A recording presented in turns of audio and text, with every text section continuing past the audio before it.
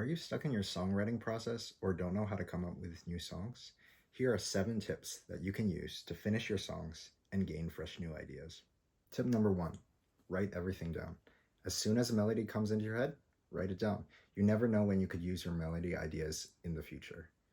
One way that you can make sure that you don't forget anything is by keeping an instrument in your bedroom so that you can make sure that your ideas come to life as soon as possible. Tip number 2, write about your feelings and passions. What are you feeling right now? Are you happy? Write about what you're grateful for. Are you sad? Write about what's getting you down. Are you angry? Write about what's ticking you off. And write about your passions too. If you're passionate about something, that's often when the creativity flows in. Do you have a crush? Write why. All of those reasons that you list down could be turned into a cute love song. Tip 3, learn music theory. As a musician, I cannot stress enough how important music theory is. If you go and ask the internet, you'll probably find varying opinions on whether or not you really need music theory. But let me just tell you right now, you do. Understanding how music works and why different melodies, chord progressions, and rhythms can invoke different emotions can really step up your game. I believe the reason why a lot of people don't learn music theory is because they think it's complicated. But really, the basics such as major and minor chords, major and minor scales, and simple rhythms can really step up your game as a songwriter. Now, maybe you're watching this video and you're thinking, oh, well, I already know music theory. Then learn more music theory. There's so much to learn in music theory. Music theory is a vast ocean of information. You know the saying, knowledge is power. Well, in music, it's no different. So, if you know your music theory, you'll be able to take advantage of this next step. Listen to various songs. What are your favorite songs? What are your friends' favorite songs? What are the songs that are popular right now? Listen to all of these songs. Don't just casually listen, but really listen to all the details that's going on. What are the instruments that are being played and how do they complement each other? Listen to how the song builds up and helps the audience to anticipate an increase in energy. Okay, so you've done the first 4 tips already. You've written down melodies that came into your head. You wrote lyrics on something that you're passionate about.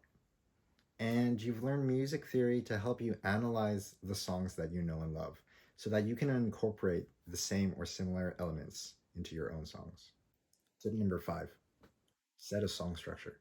The most common song structure you'll see is verse, chorus, bridge, chorus. Learn the purposes of each of these sections of the song so that you know what to write in all parts of the song. Now, you could even modify this structure. You could add an intro. You could add an outro. You could even put a chorus in the beginning. There are so many ways that you can build on top of this foundational structure. So really just try all the different varieties, which brings us into step number 6. So maybe you've written several songs now, but you're wondering to yourself, my music all sounds the same. How can I spice it up? Ask yourself then, what's in common with my songs? Maybe they're all in 4/4 time. Try something new. Try 3/4. Try 6/8. Try 5/4 time. If you really want a challenge, try 19/16 time. Or try polyrhythms. Seriously, search one of those up and you'll be amazed at what you find. Or maybe all of your songs use just the 7 notes in a major scale. Try the minor scales too. Try all the different modes. Try using extensions, 7th chords, 9th chords, 11th chords, even 13th chords. Seriously, extension chords are the way to spice up your music. All right, this 7th tip is my favorite.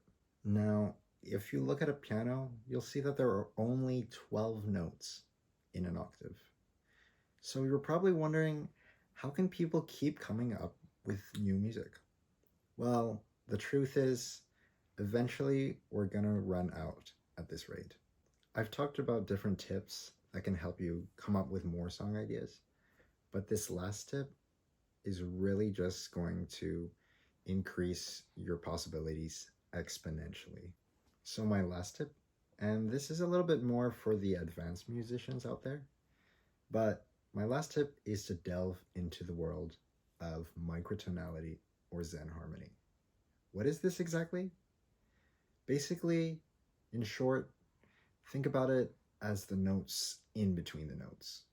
So, what if you had a note between B and C, or a note between E and F? What if you had 19 notes in the octave instead of 12, or 22, or 31? Now, I'm not just pulling these numbers out of thin air. There's actually a reason for these specific numbers, which I'll get into another video. But why have more notes? More notes means more intervals, more melodic possibilities, more chords, which means more harmonic possibilities. I've got a microtonal guitar here with me. Now, if you've seen my first video, you'll recognize this. It's got 19 frets to the octave. This allows me to play music that's not possible on a regular guitar. So when you learn about Zen harmony, you'll find that the possibilities for melodies and harmonies are virtually endless. If you've gone through the first 6 tips already and you feel like you can't come up with new ideas anymore, try the 7th tip, because really, you're never going to run out of ideas. Thank you so much for watching. Please go and try these tips when you're writing songs. If you're stuck in a rut, remember, you can do this. You can come up with new ideas, and you can finish your songs. If you found these tips to be inspiring or helpful, then make sure you hit the like button below. And if you want to be notified of more music-related content, then make sure you also press subscribe and hit the bell button as well. Peace.